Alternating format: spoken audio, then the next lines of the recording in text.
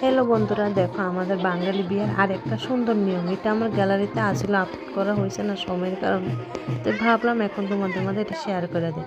তো ছেলে যখন বউ নিয়ে মানে শ্বশুরবাড়িতে আসে, তো তারপর মোটামুটি নিয়ম কারণ শেষ হওয়ার পর যে শাশুড়ি মা বউ বাড়িতে পড়ে, এই নিয়মটা শেষ হওয়ার পর এই নিয়মটা করণ লাগে।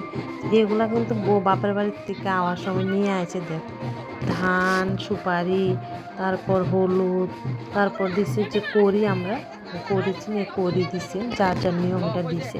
তো এখন এটা দিয়ে তারা খেলবো।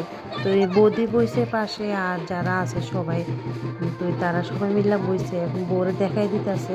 আর এই নিয়মটা তোমাদের কার কার আসছে জানলে একটু কমেন্ট করে জানাইও।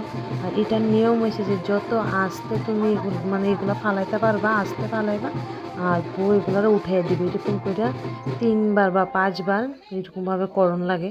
আর যত আস্তে ফালানো যায়, মানে এটা আওয়াজ হইলে নাকি মানে তাদের মধ্যে ঝগড়া হয় স্বামী স্ত্রীর মধ্যে। এটা এই নিয়মটা জানি না আসলে কতটা। আর আজকালের যুগে আগের যুগে মানে বর বউ তো একটা ঝগড়া, যেটা চলে আসলে এটা ভালোবাসা, এটা তেমন কিছু না, 1-2 দিন পর আবার ঠিক হয়ে যায়। এটা আমরার মধ্যে প্রচুর হয়, এটা কোনো ব্যাপার না। তো এখন দেখো, একটা ধান দিয়ে খেলা শেষ হয়েছে, এখন দেখো করি। তো করিগুলা দিয়ে দেখো মানে খেলতেছে, দেখতেছে কে হারে কে জিতে। তো তাও আবার আস্তে, মানে বর দেখো আস্তে দিতেছে, তো বউ এক হাতে দিতেছে, আবার বউ দেখো এগুলাকে আস্তে আস্তে তুলে দিতেছে।